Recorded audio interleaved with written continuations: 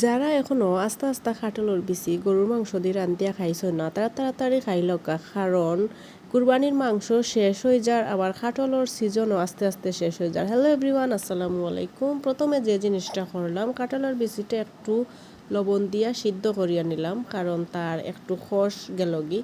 তারপরে মাংসটারে খসাইয়া অদহকা আমি কাঁঠালের বিচিটা দিলাইলাম, কারণ কাঁঠালের বিচি মাংস দিয়ে অনেক বেশি ভালো লাগে। যারা খাইন তারা অবশ্যই বুঝতে পারবা, আর যারা খাইছো না তারা একবার অন্তত ট্রাই করিয়া দেখবা। তরকারিটা আমার চুলার উপরে থাকি তেমন একটা কালার সুন্দর লাগে না, পরবর্তীতে যখন আমি আপনারা বাটিত নিয়ে দেখাইমু তখন বুঝতে পারবা তরকারিটা কত সুন্দর হয়েছে। তো দেখো আমি এখন একটা বাটিত নিছি, নিয়ে দেখাইছি, মাশাআল্লাহ অনেক ভালো লাগছে, অনেক সুন্দর লাগে, হয়তো আপনারাও ভালো লাগবো।